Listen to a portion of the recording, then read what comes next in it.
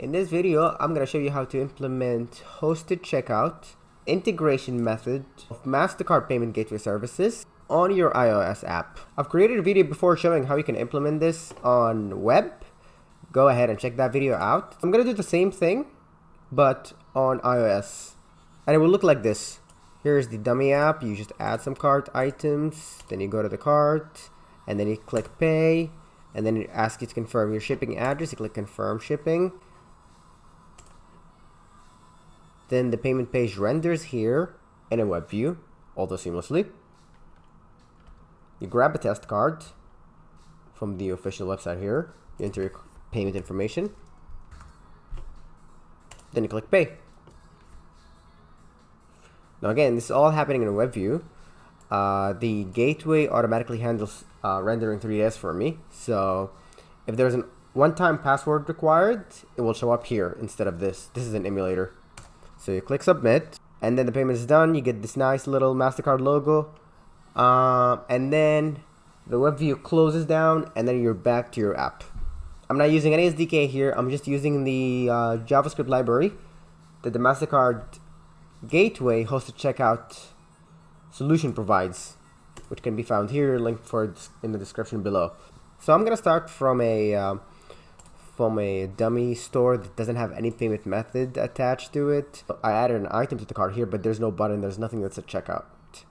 So I'll start by adding that. Just like this, I just copied what I was doing in this view over to here, to the cart view. Just copied the toolbar method here.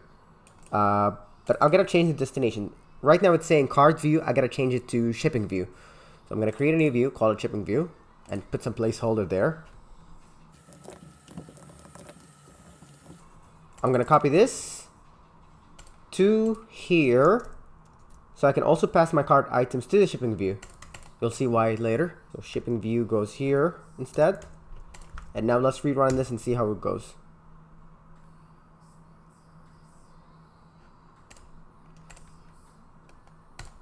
There you go. If I click and pay, takes me to the shipping view. Cool. Now we should put a form here that takes in the shipping information, because we're going to pass that shipping information to Mastercard Gateway, and that will display it on the payment page, and will also be in the transaction data. Okay, so here I created a simple form. So form and then section, and I have two sections, one for the address itself and one for the contact of the address. And then I have a button that says just confirm shipping.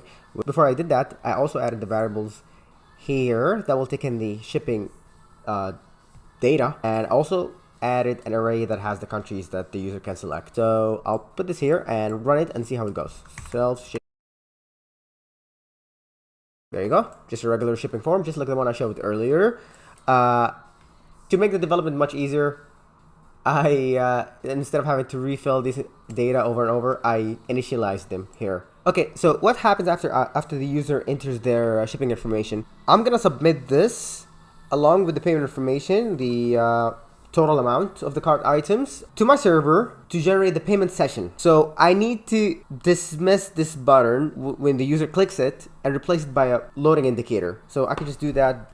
First, I gotta add a state variable that will tell you if the something is loading. So here is loading equal to false. And when this is false, you're gonna remove this button and replace it by the loading indicator. So I'll do, if it's not false, you can show the button. Otherwise, show the loading indicator. When the user clicks this, you want to set is loading to true. So let me show you how that goes. Now this happens when I click confirm. Your app is going to communicate with your server, which is going to communicate with the Mastercard gateway to create a payment session, and then that payment session will be returned to your app so that your app can use it to display that payment page. Now we got to start doing some backend programming. I'm going to do this tutorial in NodeJS. So here I'll go Firebase init. So again, the first step in the hosted checkout payment flow to initiate a session that will contain your payment information, and that will be used to display that payment page that you saw earlier in the app. And this is what an API request sample looks like. I'm gonna set my URLs. Now, it doesn't matter what URLs you set for your direction when you're developing in iOS. All you gotta do is that you need to have something here in this string that your app can recognize in order to dismiss the web view. For example, here I put return timeout cancel. Then later I'll show you how you can use these to dismiss the web view. I'm removing some elements from the payment page. So I'm removing the space for the billing address and the customer email because I already have those as a merchant. Amount, currency, order ID, order reference, which can be the same as order ID, some description. These parameters are mandatory. And some shipping information that I collected from the app side. Oh, don't forget also your authorization header, your username and password. And now we just need to code this into our NodeJS project over here. Okay, so here when coding the endpoint, I'm going to need the following, especially Axios and Course. I'm going to go ahead and install those.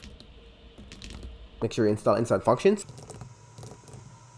Go back to Postman where you're simulating your API call and just click here on the code icon. And here, just go look for Node.js Axios, and this will make your life much easier. Just take this, copy it, and go back to your code here, paste it. Okay, you got everything here. You even got your authorization header. I just need to change some of the hard-coded values to the values that I'm going to be collecting from the app side. For example, amount.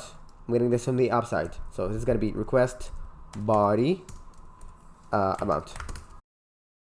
And the order ID, that's going to be the same as the reference. I'm going to decide to make them the same as the reference. I'm also going to collect all of these from you from the client side. So here I actually did something different instead because I put the order ID here. Also, don't forget the transaction reference parameter. That's mandatory for some acquirers. So here I just do this instead. Remove this. You don't need this anymore because you already included it here. So I do order ID and I get that from the request body. Right? Instead of having to put it over and over. Now, don't forget to place all of this stuff inside the course method. You can just do this. This is the course method. And just place all your stuff inside it. So you can test it localhost. I'm going to make sure the latest API version is used. My test merchant ID. This is my authorization header. And here you get the response. Because I already used the word response here, so change this. So make it MPGS response. And here you just want to return one thing, which is the session ID. So here, when you respond to the user, status is success, which is 200. Just respond with the session ID. That's all we need to send back to the app. So MPGS response again. Here, just send back an error. The reason why I'm only sending the session ID string value is because it makes it easier for me on the app side to get that string without having to decrypt the whole JSON. It makes your life much easier, and you'll see later when we work on implementing this on the app side why that makes our lives easier. Okay, so I tried to test my endpoint, but I made a mistake here. I put MPGS response here where, there's only error data here. So let's try it again. Save, send. This is how I test it. Whoops, forgot to include the order ID, so let's just add a random value here. Test again. Now it's successful. I'm getting back the session ID. I can go ahead and deploy my endpoint to production, so I can then use it in my app. So you just deploy that to production by you doing Firebase deploy. While my endpoint is being deployed, I can show you how you can implement this in the app side. So it's very simple. Same way you got a nice sample for Node.js, you can click here again and get a nice sample for Swift. So you just click Swift URL session, you can find the sample here. Now go back to the app, create a new method called request session, like this, and then you can paste your code in here. But this is ugly the way Postman gives it to you. Here's a better way of doing it. Just paste it like this and make an array. A string, any array, and then just put all your data in here. You also need to create a method that will generate the random string. Here's how mine looks like. And I'm generating order IDs with the length of 8. Obviously, I'm missing this parameter. I need to add it also as a state variable. So go up here. Let's add another state variable called order ID. You'll see why we need that later. Here it's complaining that it can't find post data because we replace it with this. So we're gonna just serialize this to JSON like this and assign this as the HTTP body. You're gonna receive the session ID and you wanna, now it's printing it out, you just wanna instead do this session ID equal to this. And you wanna also add that here. There we go. Cool. Now we got the session ID, we got the order ID. I think this API is ready. This API call is ready to be fired. Indeed, we finished deploying it. let's just make sure the endpoint is correct. Put the correct URL instead of the localhost URL. Here, when the user clicks and confirm, instead of just setting loading true and printing on the console, just go ahead and do this. Call that API. False again. And here you want to dismiss the shipping form after you get the session ID and replace it with the payment page. But here I'll just replace it with the session ID just to show you that it works and demonstrate. Now let's test that and see if it works. There you go. Click confirm shipping.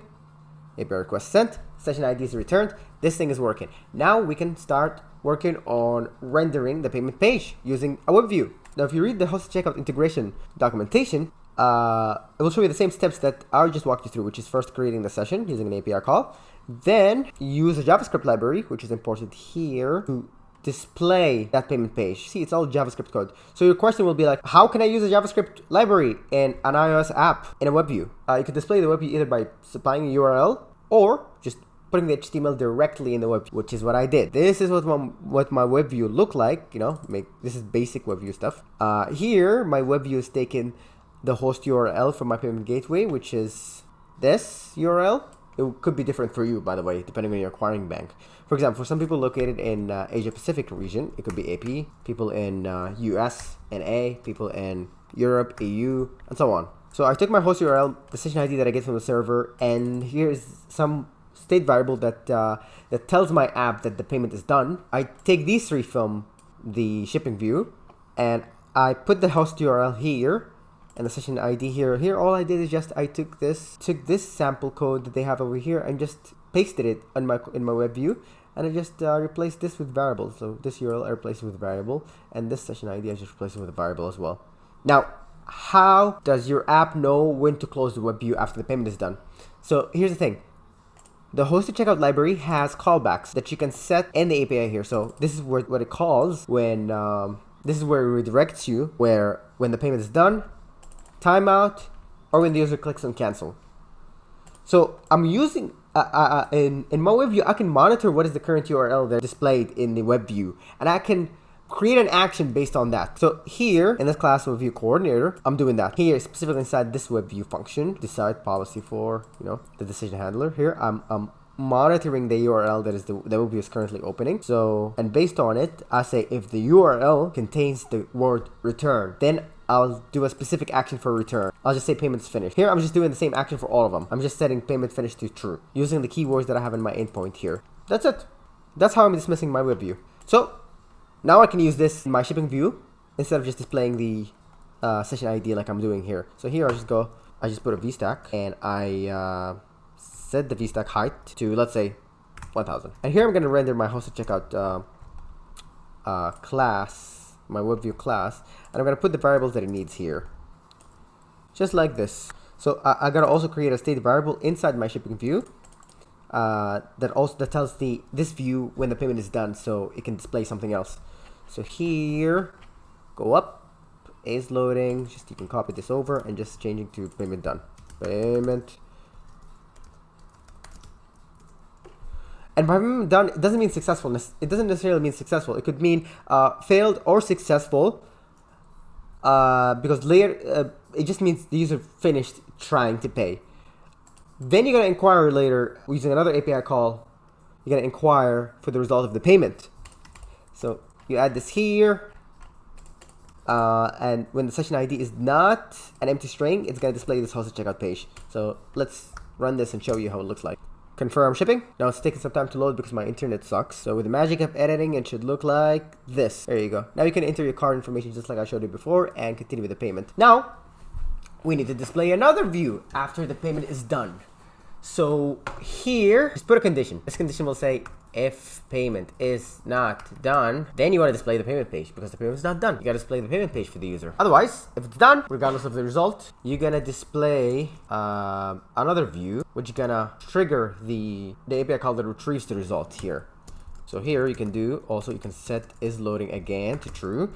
And then while the result is being loaded, you can show the user here something that says loading result or whatever as the API is being called. So like this. Here you want to create two views based on a condition. We're going to add a new condition called payment result. It's going to be a state variable, and based on it, we can display order success or order failed view. It's going to look like this. If it's success, then there will be a check mark, and then it says order confirmed will be delivered to your address. If it's failed, then it's going to be an X mark, and then it says please try again. So here we need to also add this as a state variable. So go back up here, copy this. This is going to be payment result. Cool. Go back down here. Now we need to create an API call that gets that result. So let's do one thing too in order to be able to test that get API. Let's print out here the order ID that we're getting so we can use it later. Okay, so print. Okay, so this is the API that you're going to use to retrieve the order result. You're going to put your order ID here and then just do send, and it will retrieve an API like this. To know if the order was successful or not, you should look for this parameter called status and just check if it's captured. If it's anything else, then the order is not successful, in the sense that you haven't debited the customer. You didn't get any money. So look for this parameter. We're going to create an endpoint that basically retrieves the order using this API and then sends the app back that status parameter in a string, simply, just like we did with the session ID. So let's do that. Okay, so here is where I'm gonna be coding my get request that will give me the result. I just copied the same environment that I used for this endpoint over here, and install the same dependencies. There's not much changing, except the request, which I can copy from here. So do the same thing that you did twice before. Go to this API call, your implementation of the get request. Go click on NodeJS Axios. Just copy this over, or just copy this part. Really, you don't need the import here. Now let's change some stuff. First, the order ID, we're not getting it from the body anymore. We're getting it from the URL. So just do URL, split it by the slashes, and then do pop to get the last thing in the array. That will get you the order ID, because I'm gonna then do this. I'm gonna do something like this. I'll do a get, and then I'm gonna put the order ID here so I can get it. Cool. Now the order ID, once I get it, I'm gonna put it here again. So 73, remove this. Do a plus order ID. Cool. And then the result that you get, which happens here, changes again to MPGS response data. Here, do a send. Just go back to the other project and you can just copy that logic again. So just do this.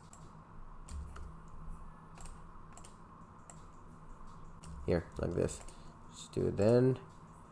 Here, but instead of just getting session, you'll just get status. And I will leave this one out here to just print the whole thing. Fine. Cool. Send an error when there's an error. And I think, now let's test this and see if it works. Oops. My port is taken, so I gotta close this terminal over here so I can test using the port. Oops, my bad. There's a syntax error here. Let's try again. There you go. So, oops, I keep making mistakes. Make sure this is changed to say skate shop result. Don't copy the same endpoint name. So save and reload. Okay, let's test this out using the same order ID that we got before. So here I made a test transaction.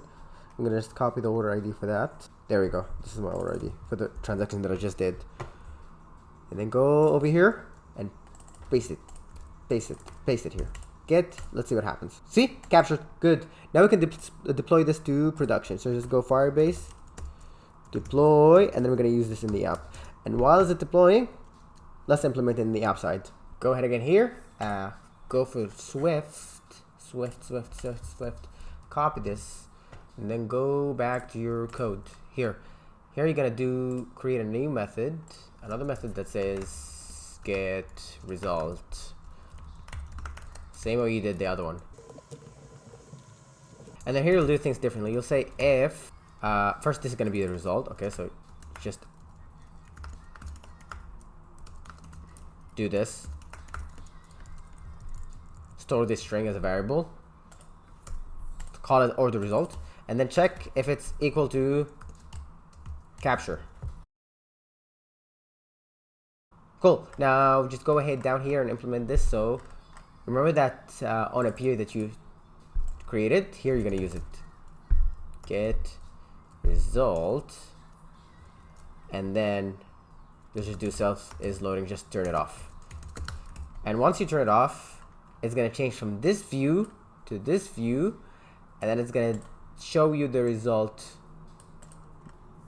based on the status value that we are analyzing here. Cool. Now let's see. Did it deploy successfully to production? It appears that it did. Just gotta copy my endpoint to this one. Go here. Paste it here. Then you'll see why I stored the order ID as a state variable, because then I need to append it to the URL here, self order ID. Cool. Now let's test this. Hopefully it works. I was moving too fast, so I bet I made some mistakes. Okay, payment successful. What happens next? Goes back. It tells me that the payment failed.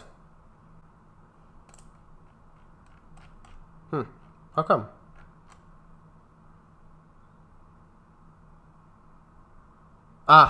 Typo. I said capture. It should be captured.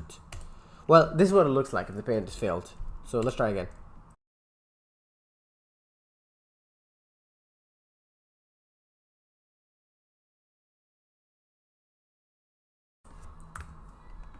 I'm putting the expiry date for simulating a successful scenario.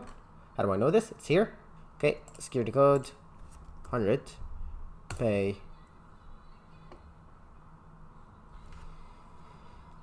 Submit.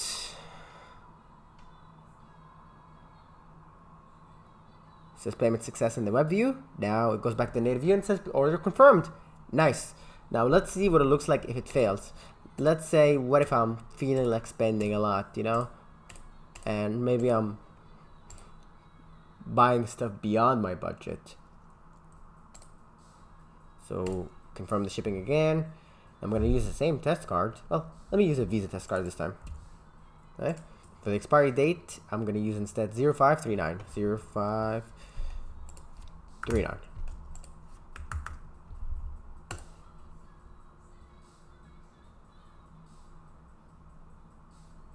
It's going to ask for 3DS. I can just click submit again.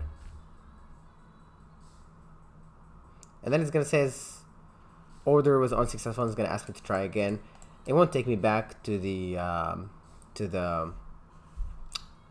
to my native app unless the user clicks on cancel or the user clicks on back in cart summary over here. So that's what it looks like when it fails or when it succeeds. But yeah, that's how you implement hosted checkout in iOS. I hope this video helpful, and that's it. That's how you implement Mastercard Gateway hosted checkout method on iOS and test it. Hope this video was useful. If you have any questions, leave it in the comments. I'll drop the links for the guides in the description box. And if you'd like access to the full source code of this project instead of having to code it yourself and you want to save some time, subscribe to my Patreon. The link is also in the description box. Have a nice day. See ya. Bye.